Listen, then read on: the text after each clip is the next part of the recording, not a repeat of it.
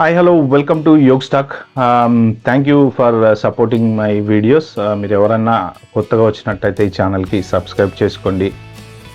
లేదు ఆల్రెడీ మీరు ఇంతకుముందు నా వీడియోలు చూసినట్టయితే చాలామంది కూడా వ్యూస్ అయితే చాలా బాగా చూస్తున్నాయి, ఇక మంచి మంచి కామెంట్స్ వస్తున్నాయి, నాకు పాజిటివ్ కామెంట్స్, కానీ సబ్స్క్రైబ్ మాత్రం చేసుకోవట్లేదండి. దయచేసి ప్లీజ్ సబ్స్క్రైబ్ చేసుకోండి. నేను ఏదో మోటివేషనల్ వీడియోలు చేస్తూ మీకు కొంచెం ఎంకరేజ్మెంట్ ఇద్దామనేసి రియాలిటీని చెప్తున్నాను. So without wasting time let's dive into the today's topic. Visitor visa మీద వచ్చే వాళ్ళకి కావాల్సిన డాక్యుమెంట్స్ ఏంటి, వాళ్ళు ఎలా ఉండాలి, ఎందుకంటే రీసెంట్గా ఎయిర్పోర్ట్ నుంచి కొంతమందిని పంపించేశారు అనే న్యూస్ చాలా బాగా వైరల్ అయింది. పేరెంట్స్ని వెనక్కి పంపించేస్తున్నారు, ట్రంప్ వచ్చిన తర్వాత విజిటర్స్ మీద వచ్చే వాళ్ళకి కూడా రిస్ట్రిక్షన్స్ ఎక్కువైనాయి అని చెప్పి అంటున్నారండి.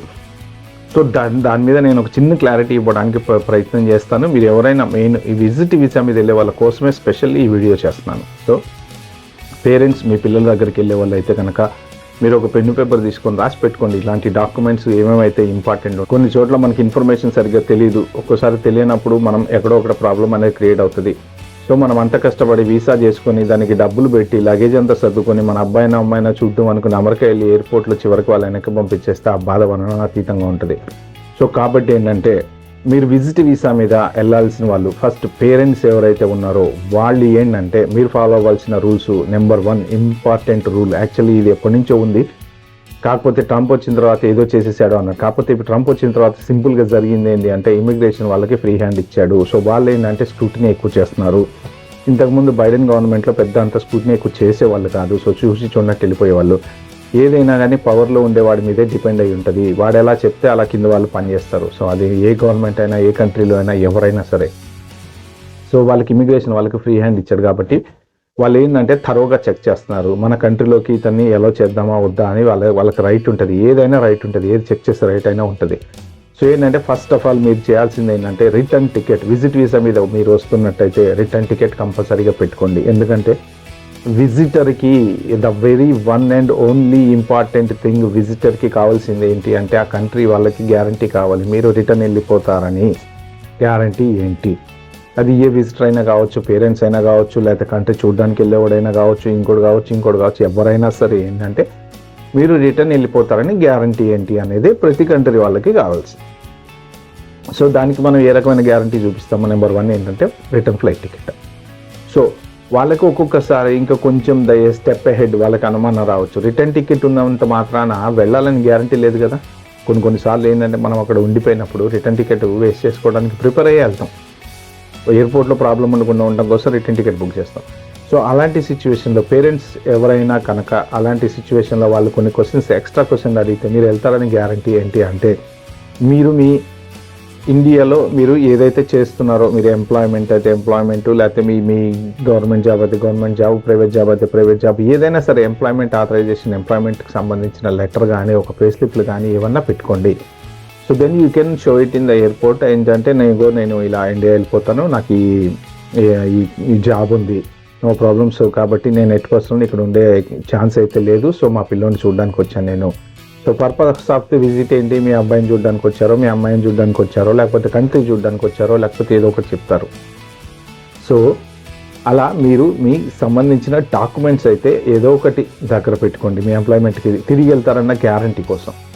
సో నెక్స్ట్ థింగ్ ఏంటంటే ఈ జాబ్ లేని వాళ్ళు ఎవరైనా సరే, ఇప్పుడు కొంతమంది ఉంటారు అంటే ప్రైవేట్ ఎంప్లాయీస్ కానీ, లేకపోతే రియల్ ఎస్టేట్ వాళ్ళు కానీ, లేకపోతే పొలం పనులు చేసుకునే వాళ్ళు కానీ, వాళ్ళకి ఎంప్లాయ్మెంట్ సోర్స్ అనేది ఉండదు, వాళ్ళకి ఎంప్లాయ్మెంట్ లెటర్స్ ఉండదు. బట్ వాళ్ళు ఏంటంటే మీకున్నటువంటి ఏదేమైనా ఆస్తి, మీకు సొంత ఇల్లు ఉన్నా కానీ, లేకపోతే పొలం ఉన్నా కానీ, సమ్ సార్ట్ ఆఫ్ డాక్యుమెంట్స్, దానికి సంబంధించిన డాక్యుమెంట్స్ ఏవైతే ఉన్నాయో ఒక జిరాక్స్ కాపీ పెట్టుకోండి. ఎందుకంటే అంత దూరం వెళ్ళేటప్పుడు any reason if they send you back, తిరిగి మీరు ఇండియాకి వెళ్తే చాలా బాధపడాల్సి వస్తుంది. ట్రిప్ అంతా వేస్ట్ అవుతుంది, పడ్డ కష్టం అంతా వేస్ట్ అవుతుంది. పిల్లల కోసం పప్పులు పులుపచ్చళ్ళు తీసుకొని పోయే పేరెంట్స్ బాధపడతారు. కాబట్టి ప్రిపేర్ అయిపోయి ఉండండి. టైం ఎప్పుడు ఒక్కలాగా ఉండదు, ఒక్కొక్కసారి ఒక్కొక్కలాగా ఉంటుంది. కాబట్టి ఏంటంటే మీరు జాగ్రత్తగా ప్రిపేర్ అయిపోయి ఉండండి. సో ఈ డాక్యుమెంట్స్ అయితే దగ్గర పెట్టుకోండి. సో ఇవి ఏంటంటే మీకు ఖచ్చితంగా వీళ్ళు రిటర్న్ వెళ్తారు అనడానికి ప్రూఫ్ అనమాట. ఇంకొక ఇంపార్టెంట్ థింగ్ ఏంటంటే విజిట్కి ఎందుకు వస్తున్నారు, వెరీ ఇంపార్టెంట్ క్వశ్చన్. ఎందుకు వస్తున్నారు మీరు కొంతమంది అంటే 80% ఆఫ్ ఏంటంటే పిల్లల దగ్గరికి వెళ్ళడానికి, లేకపోతే వాళ్ళు ప్రెగ్నెంట్గా ఉంటే డెలివరీ కోసం హెల్ప్ చేయడానికి ఇలా వెళ్తూ ఉంటారు. సో ఇక్కడ మీరేంటంటే మీరు ఉన్న మ్యాక్సిమం 6 months అనేది ఉంటుంది జనరల్గా విజిట్ వీసాకి. అది 2 months ఉంటారా, 3 months ఉంటారా, 6 months ఉంటారా, అది మీ ఇష్టము.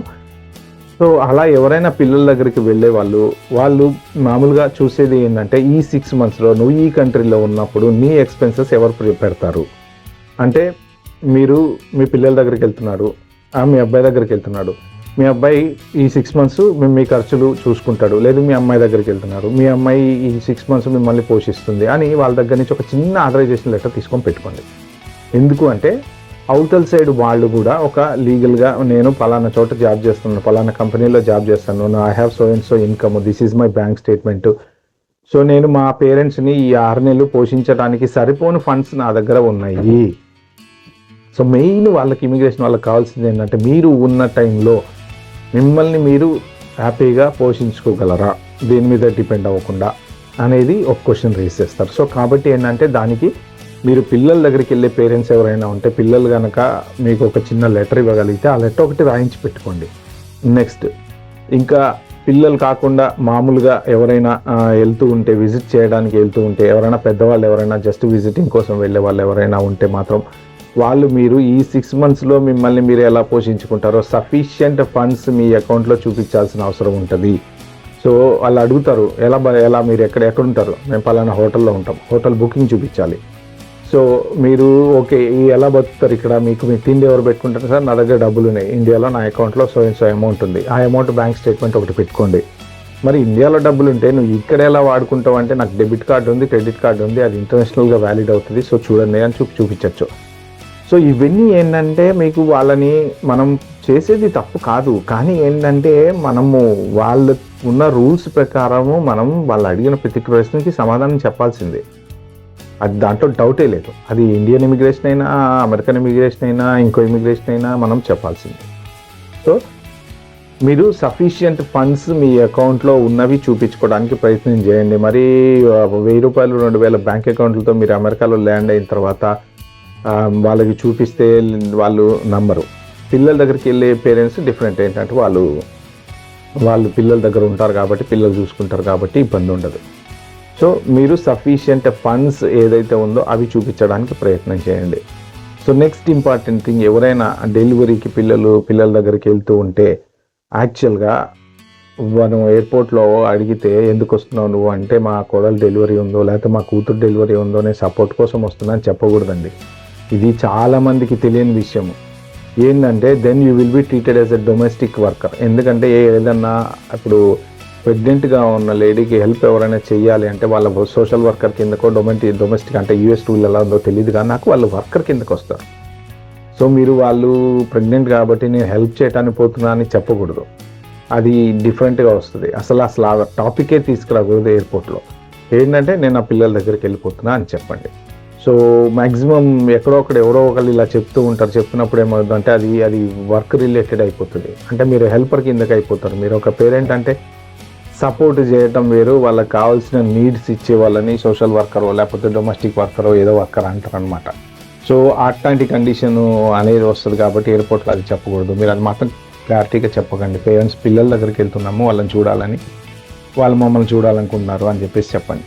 సో ఇవి మీరు కనుక ఇప్పుడు నేను చెప్పినవన్నీ కనుక డెఫినెట్గా ఫాలో అవుతే మాత్రం మీకు ఎయిర్పోర్ట్ నుంచి వెనక్కి వచ్చే అవసరం అయితే ఖచ్చితంగా ఉండదు, డెఫినెట్లీ ఛాన్స్ లేదు. సో మీరు ఇవన్నీ లిస్ట్ రాసుకోండి, దగ్గర పెట్టుకోండి, వెళ్ళేటప్పుడు మాత్రం అన్నీ చూసుకోండి, రూల్స్ ఫాలో అవుతా వెళ్ళండి, ఎక్కడ ఏ రూల్స్ బ్రేక్ చేయకండి. Okay, thank you parents. Especially నేను పేరెంట్స్ కోసమే చేశాను, ఎందుకంటే ఎక్కువ పేరెంట్స్ వెళ్తూ ఉంటారు పిల్లల కోసం. సో మీకు నచ్చినట్టయితే మీరు ఇన్ఫర్మేషన్ ఎవరికన్నా మీలాగే మీ ఫ్రెండ్స్ వీళ్ళు వాళ్ళ పిల్లల దగ్గరికి వెళ్తూ ఉంటారు కాబట్టి ఎవరికైనా షేర్ చేస్తా అంటే చేయండి. నేను చెప్పింది మీకు ఎవరికైనా నిజంగా నచ్చితే మాత్రం ఒక చిన్న థమ్స్ అప్ నాకు ఇవ్వండి. Thank you.